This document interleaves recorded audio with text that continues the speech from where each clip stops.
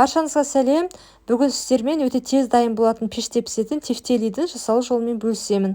Бейненің соңына дейін көрмес бұрын лайк басып, каналыма тіркелуді ұмытпаңыздар. Алдымен 130 грамм күрішті тазалап, жуып, үстіне қайнаған су құйып, ыдыстың қақпағын жауып, шетке алып қоямыз. Содан кейін пиязды ұсақтап тураймыз. Арнайы ет тартқыш болса, немесе блендер болса, пиязды ұсақтап турауға болады. Егер пышақпен турасаңыздар, бірнеше рет тағы да үстіне басып турау қажет болады. Егер ұсақ туралса, пияз сол кезде дәмді болып шығады. Жақсылап тағы да ұсақтап тураймыз. Дайын пиязды тартылған етке қосамын.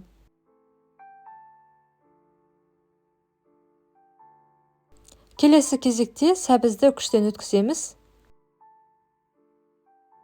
Осы асқа қажетті заттардың барлығын бейненің астына жазып қоям, сол жерден оқысаңыздар болады. Осы каналымда тұрақты түрде жаңа рецепттермен бөлісемін. Қазақ каналын қолдау жіберіңіздер. Осы бейненің астындағы подписаться батырмасын басып, тіркелуді ұмытпаңыздар. Сәбіз дайын. Ыдысқа саламыз, және осы ыдысқа, яғни тартылған ет, пияз, сәбізге чеснок қосамыз. Мен 3 чеснок қостым. Чеснокты пышақпен де ұсақтап турауға болады. Өзім барлық асқа чеснок қосамын. Бір жағынан пайдалы, бір жағынан өте дәмді болып шығады тамақ.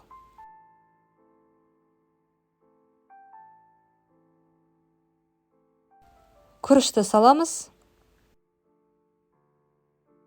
Күріш кішкене жұмсарады, қайнаған суда тұрып. Дәміне қарай тұз, бұрыш қосасыздар. Және жақсылап араластыру қажет. Кішкене араластырғаннан кейін бір жұмыртқа қосып, тағы да жақсылап араластырамыз.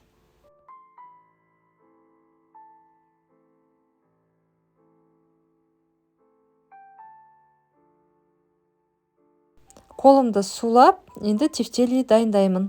Осылай қолмен домалатып, арнайы пеште пісіретін формаға саламын. Тефтели өзінің формасын жақсы ұстайды, піскен кезде де тура осы шар тәріздес болып тұрады. Аз уақытты алады, бірақ өте дәмді, ерекше болып шығады. Сондықтан міндетті түрде жасап көріңіздер. Мен отбасыма ерекше ұнады, мен үнемі дайындайтын ас.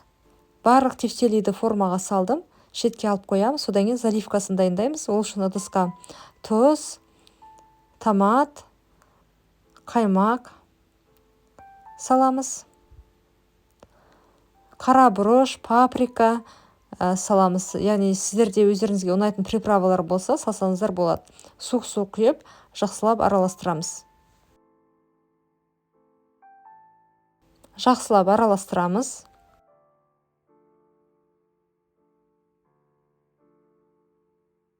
Заливкасы дайын. Формада дайын тұрған тефтелидің үстіне осы заливкасын толығымен құйып, 180 градуста пеште 50-60 минут пісіреміз.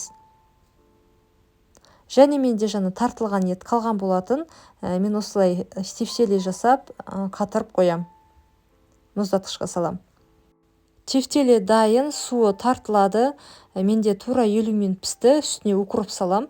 Қалауларыңыз бойынша кез келген көкшөп салсаңыздар болады. Міндетті түрде осы рецепт бойынша дайындап көріңіздер. Комментарий бөлімінде бөлісуді ұмытпаңыздар. Баршаңызға ас болсын.